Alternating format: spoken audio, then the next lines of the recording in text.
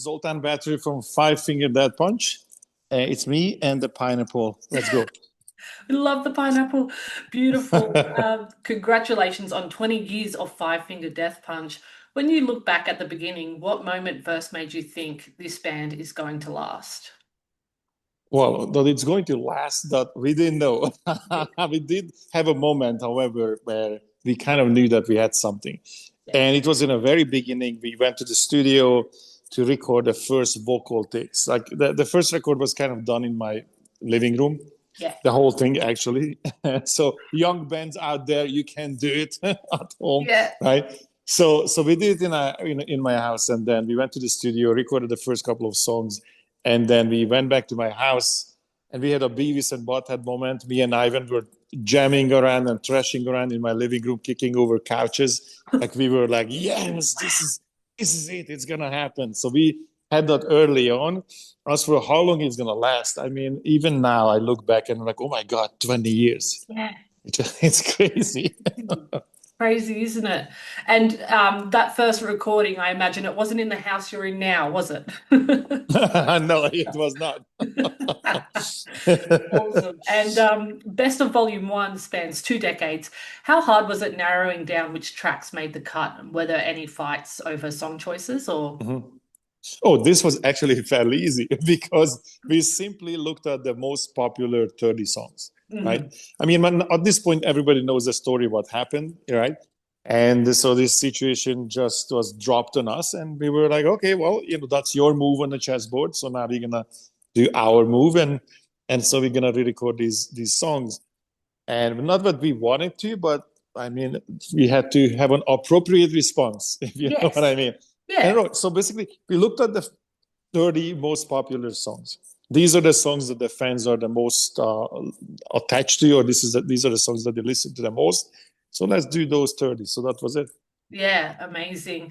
And what does Volume 1 say about the legacy of Five Finger Death Punch? What's the story you wanted it to tell, if there is one? Well, I mean, the whole idea here is that every single one of these songs in some way was a soundtrack to somebody's life, and that's something that you don't really know when a band starts out. Of course, everybody thinks that they are going to be popular. That's why you're doing it. Like you think that one day you're going to play these big stages and we're going to have all these fans. So that's the dream. But when it actually happens, then this part, you don't really think about that what you have done, that music is literally somebody's, as I said, a soundtrack to their life. Sometimes I run into somebody who, 30 years old, Yeah. and says, hey man, when, back in the days, I was a little kid and you guys pulled me up on stage, and I'm looking at it like, dude, you're like 30, you have 2 kids, right? And that's the moment I realized, oh my God, we've been around that long. Like this guy was 12, 13 years old and got on stage with us, right? And so that's just surreal. In the same time, it kind of tells me that story of how important that was. We started to do these things to pull kids on stage, and I didn't really realize, none of us actually realized that that's like a lifelong experience, of a lifelong memory for somebody. I mean, when I was a kid, if Metallica pulled me on stage or Wasp or any of my favorite bands, I would lose my shit. So I can see how this is a big deal for them. That's it. That's it. And your music is a big deal to a lot of people. For you, is it hard to sometimes hear, say, when fans are like, oh, your songs changed or saved my life? Is that hard as a musician to take on that responsibility? Well, I mean, look, it's not necessarily a responsibility. The responsibility that we have is that understanding that whatever we say, whatever we do, the way we behave is actually affecting people. And there are going to be a lot of kids who are looking at us and we're going to be their example. So there's a responsibility there, right? So definitely. As for when we hear these stories, how people are telling us that, certain songs saved their lives, we have some crazy stories. In fact, I'll give you one. Yeah. So we were having a meet and greet, and a kid came into the meet and greet and gave us a red pencil. I remember this, and it was 15 years ago. He gave us a red pencil and says, listen, I'm going to give you guys this pen. pencil because I wrote my suicide note with this. I was gonna go. I was done. My life was really crappy, and I just wanted out. And so I wrote my suicide note. And on that very day, somebody sent me a music video, your music video. I think it was Coming Down, that was about this. It was about suicide and how it takes one friend sometimes, to change the course. And he saw that video and he said, I changed my mind. So I bring you this pen and I'm going to give you this pencil because, because this was the pencil. And imagine 10 years later, we are in a meet and greet and this kid comes up. This time he's an adult. No way. We didn't recognize him, obviously, the grown-up man. Yeah. And he's like, hey guys, do you remember me? I was the one who gave you guys a pencil that I wrote my suicide note with. And Ivan hold on for a second. He runs out of the dressing room, right? I mean, this place we were in, runs into his dressing room and comes back within a minute with the red pen. He said, I still have it. No way. I still have it. Oh, yeah. Oh, my God. I carry this with me because this right here justify our existence. Yeah. Like right here, this is why we do. Far out. That's incredible. That is so incredible. And such a nice to see that he grew up. This guy grew up and he's still around because of you guys, look, essentially, Gee. Yeah. So those are like, those are hitting hard because you never expect those things or where they come from and how those things happen. And, obviously when he saw the pencil, I mean, he broke that. This kid was like, oh my God, you guys still kept that. I'm like, of course we did, And then we have a lot of soldiers and firefighters and first responders. We have this massive fan base from that sort of walk of life. And then there are like real crazy stories that, these guys are literally on the battlefield and talking to us like, man, without this, I would not have survived. Yeah. So that's always like, oh my God. So again, so you don't think of these things when you write music. Yeah. It's always an after effect, but I gotta say it's amazing. And it's sort of it's a checkpoint for us, right? Because sometimes, like, look, to be honest, sometimes I look around, I'm on stage and I'm like, oh my God, I'm on stage jumping up and down, shaking my hair, making noise. This is crazy, right? Mm-hmm. Like, what am I even doing? So you have those moments, and that these are the things that remind me that, oh, okay, this is okay. There's a reason why you're doing this. Exactly. And you guys have had such an impact. I was going to ask you to just choose one moment in with the interaction with the fan that really moved you, but it sounds like there's too many to count. Right. Well, these are the kinds, and there are crazy ones. I remember somebody gave us an iPod. Yeah. iPod, like the little thing, the music player before iPhones were around. So somebody gave us an iPod, gave it to Ivan. We were in Iraq, and it was charred, and there was a bullet went through it. And somebody gave us this iPod, like, I don't know, that was either it saved his life or it was a friend of his who saved his life. And it's like, I was listening to that punch when when this thing got hit. Yeah. So there's crazy stuff. Like we have some insane memories. Jeez, that's amazing. Wow. Amazing stories. And it must affect you a lot to hear them all as well. Incredible. Getting back to some of my questions, the band's sound has evolved over 2 decades. When you listen back to the early tracks now, how do you feel about them? Do they still feel like you?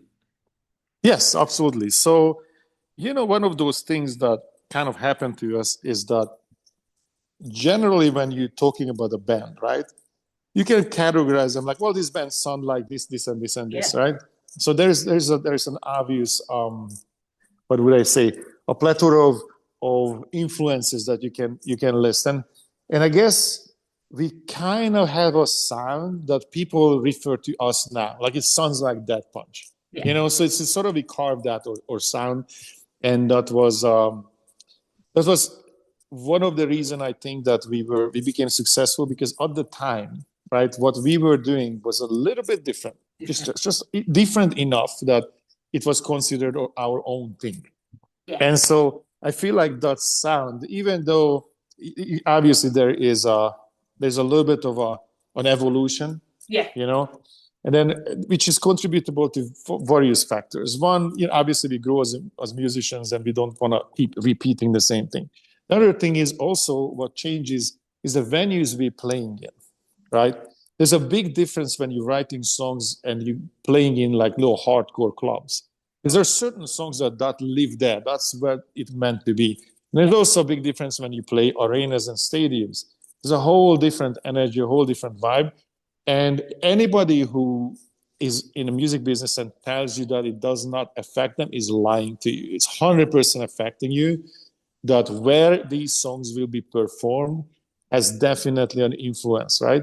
Yeah. So, so in some way, we still have the heavy core, but we did become an arena band, right? And so we started to write these arena anthems. It just naturally happens. It's not something that, what we should do arena. We should do, and that's not how it naturally kind of happens, Yeah. So I feel like that's one factor that what definitely played a role that in the evolution. Some band member changes, that's also affecting obviously the sound, but I feel like the core of it is still there. You still recognize that, oh, that's that punch. I think it's recognizable, and no regrets, no regrets. There's nothing that I can go back in the past and I say I would do that differently. There's a moment when you have to let go of your art. Yes. If you're impeccable, you do your best, whatever the best is for you, right? If you did the best that is the best for you, you know that you turned every stone, you know that you did your best. Nobody can criticize that. It's like, you know what? This is the best I can do. And I'm not going to change or stop because you have a different opinion. I'm going to do what's the best I can do. And then all criticism, whatever comes to you, will sort of fall off because this is the best. Now, we were kind of lucky that our best was, I guess, pretty good. Yeah. or at least least people liked it. You know what I mean? That's right. But yeah, there are no regrets. We are very proud of what we have done in these 20 years.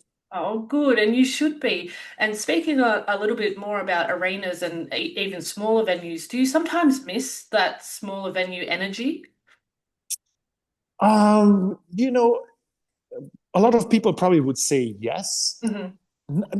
I'm not gonna lie, not really. Because there is a comfort obviously that comes with playing these giant places, but that sweaty little clubs that we used to play, right? I mean, yeah, they had there was a vibe, right? There's definitely was a vibe, but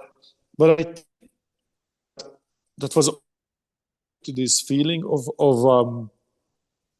our career is growing, the band is getting bigger. So there was this excitement. The excitement wasn't just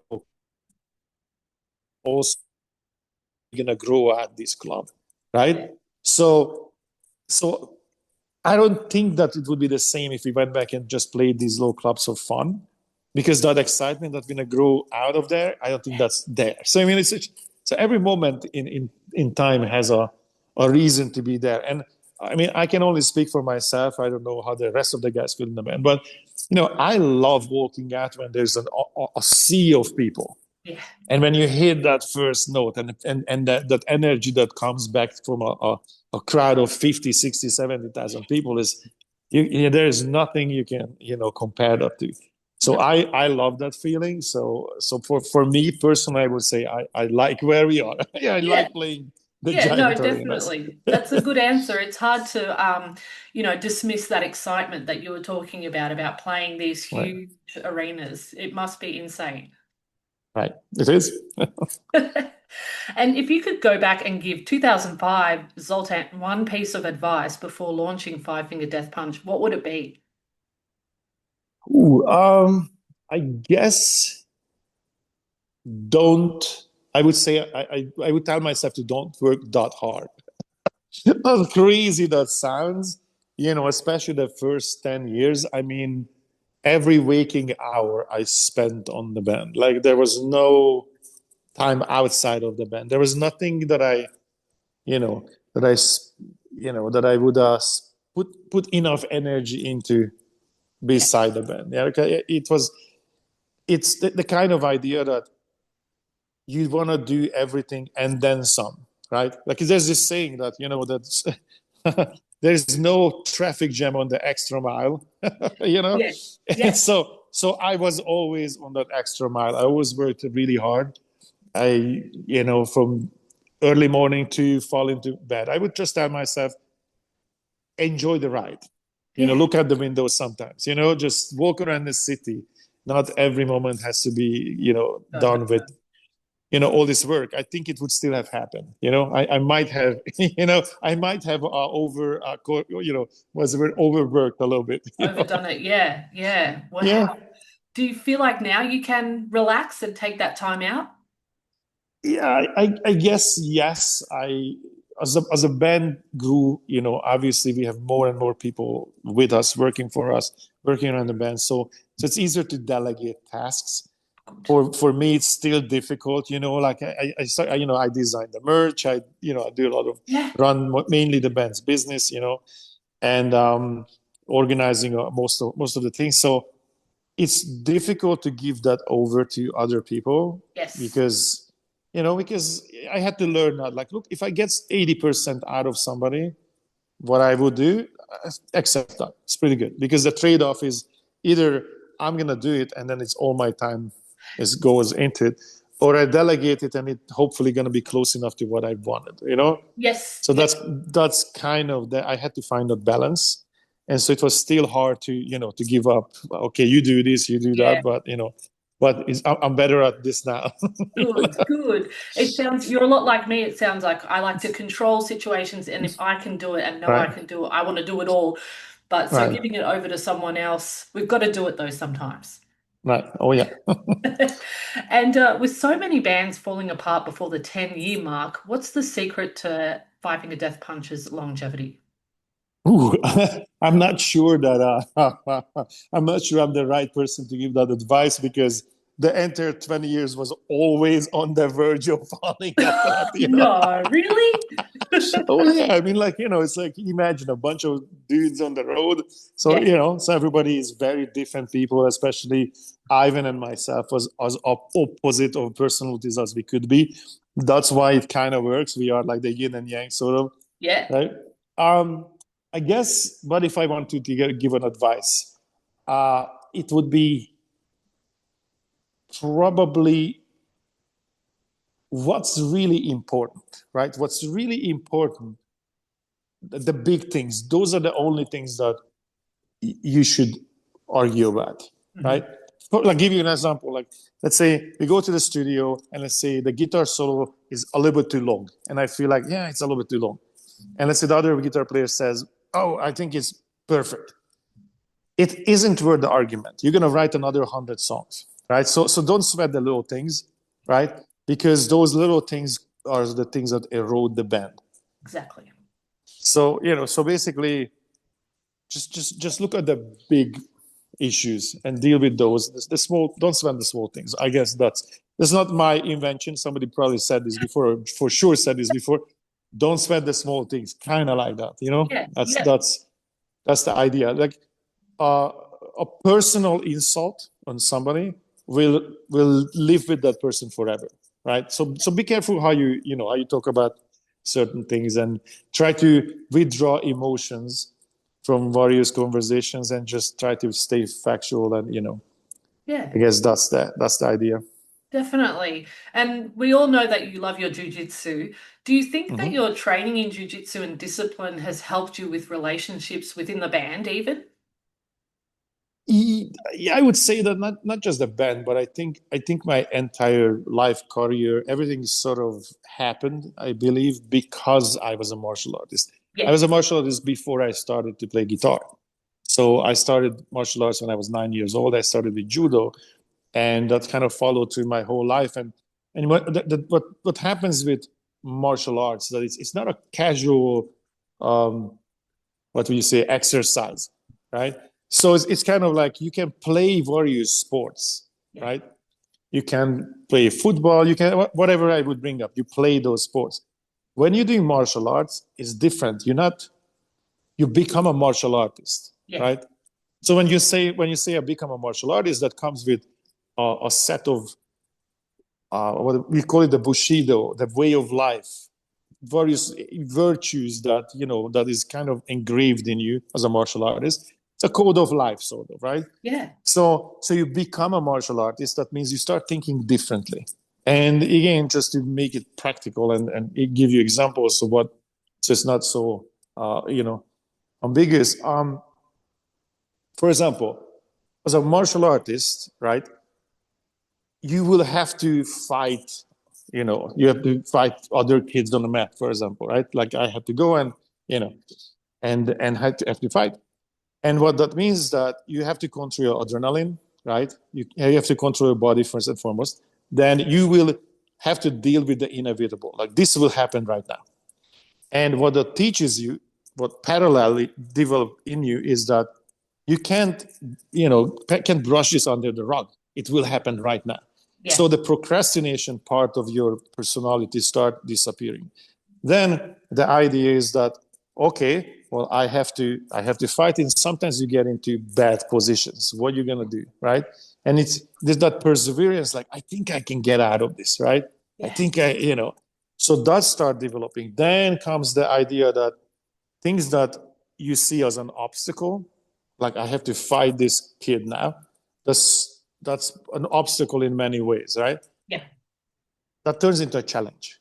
Because you start to look at it like, can I beat this guy? Can I win this? Can I, And then what's the parallel of that? Well, things happen to you in life, obstacles, right? But if you look at these obstacles as challenges, it's a totally different way of dealing with life. And so what happened with that, if I look at and try to parallel with this, the band, right? Yeah. It's, you start to look at everything as a challenge. So you start dealing with the impossible. When like everybody tells you that how difficult it is to succeed with a band. This is 1 in a million. But to me, it was like, ooh, that's a challenge, right? That. Yeah. Because but it's so for most people, it's an obstacle. Well, you have to get a record deal, you have to know the right people. These are all obstacles. To me, it's all challenges. Yeah. So to me, it's like, yeah, let's go, right? The bigger the guy is, the more I want to fight him, So, you know what I mean? Yeah. So that's kind of thing. And another thing that also develops crisis management, which is necessary for a band, in my opinion. Crisis management to me means that I can get into a bad situation, but once I master martial arts, what happens is not just how do I get out of it, but how do I use this unfortunate situation to my advantage? Yes. That parallels crisis management, because some crazy stuff happens, right, with the band. And, everybody would look at it like, oh my God. And I'm thinking, ooh, that's press. Yeah. You know what I mean? So that's just a different way. So I would say that because of martial arts, I look at the world very differently. I have, it rewired my mind. I think differently. And I think that was a massive, help both in the career, handling the band, handling everything around myself, right? Yeah, you can draw parallels. I guess it really sounds like it's changed the way you think about situations and approach situations. Oh, 100%. It's almost like at one point you kind of have to decide that, is the world happening to me, or am I happening to the world? Yeah. So I mean, and it's a very, very serious distinction. Like you can sit on on the fence. And you can't be sometimes this, sometimes that. You're going to have to make this decision. And if you decide I am happening to the world, which in my opinion is a correct way to look at it, is because, look, this world was here when you were born, right? So you were born into this world. The rules and most of the things were established. So once you came here, I'm here now, so I'm going to impact this, right? I'm an impactor. Every one of us, you can choose that path, that I'm here. And whatever I'm going to do in this world will change it, right, to a degree. Some people change it on a large scale. Some people change it a little bit. But you're definitely impacting the world. So if I accept this, that I'm happening to the world, then it comes with the responsibility as well. Because everything that I will do and say impacts this world. I'm responsible for that. If you understand responsibility, then you can never be a victim. That's it. And that's the most important. You're never a victim of circumstance. Yes. Right?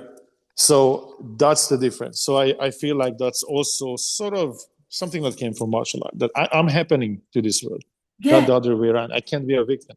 No, and we're only responsible for our actions and how we react. And yeah, Right. I love that. I could talk to you for hours about philosophy and life. It's amazing. It's my favorite subject. So Yeah, I'm no, it's all for it. awesome. Yes. And last question, I should get back to talking about your work, your recent work. And I love this. The new I Refuse with Maria Brink is huge. How did that collaboration come together, and why was Maria the perfect voice to bring into that moment? So it's not a well-known historical fact that Maria and Five Finger Death Punch has a long history, actually. So what really happened back in the days before In This Moment and Five Finger Death Punch existed? There was a fairly popular local band in Hollywood, Los Angeles, and this band, their name was Dead Set, and this band did pretty well, but just never exploded. And when this band fell apart, half of the band went to In This Moment, and the other half went to Five Finger Death Punch. So they were originally this band Dead Set. So we both got some parts of that band. So we had a common, trail from there. And our bass guitarist at the time, Matt, who came from Dead Set, was the sound engineer on the original In This Moment demos. He was a sound engineer, so he was mixing the demos. Then they got signed very shortly after we got signed. So our careers kind of paralleled, and we were always into each other, and ended up touring together for a few times actually. And so when we're doing this 20 years of history, we already knew that we wanted to put out that song, Yeah. which was gonna be a single back in the days, but we already had 3 singles at the time on the record. Yeah. So we didn't put out this song, and it was kind of like a missed opportunity. So we thought, well, we can't put it out as a single as is, but if we put a feature on it, then it's kind of a new song. So this fulfills the idea of, we wanted this years and years ago to be a single. Now it got to be a single because it has a feature. And who else would be somebody who we knew even before That Punch was a thing, or even before In This Moment was a thing? So that was kind of the perfect idea of, you know what, it should be her. And her voice was perfect. And then the coincidence when we were talking about it, and we reached out to Maria, like, hey, would you do this? And she happened to be in Las Vegas in the moment we called her. We all live in Las Vegas. Yeah. And she was in Vegas in the studio where we recorded all our records. So I'm like, you can't ignore it. The universe is speaking to you. Yeah, that's it. Right. So I can't ignore that coincidence. So that's kind of was a perfect, and it came out amazing. So it's very proud of it. Perfect. It was meant to be. And just quickly, is there any chance that we'll see you guys down under soon? Oh, I really would like to. We are talking about a 2026 giant world tour. And the world tour will be basically for our 20th anniversary. So that's in the conversations already. And, we haven't been in Japan, Australia, New Zealand for a long, long time. So this is time. Oh, thank goodness. Yes, we what? We have a lot of fans in Australia. We keenly aware of that because, obviously I can see the data and I can see where we get the most upset people in the world is in Australia because we haven't been there for a long time. They're like, man, even Brazil got a show. Man, why are you guys leaving us out? So what are you doing? Definitely. Yeah, I know. We are guilty. No, that's so exciting. So good to hear, Zoltan. Thank you so much for your time today. It's been amazing. Congrats on 20 years. Absolutely. Thank you so much.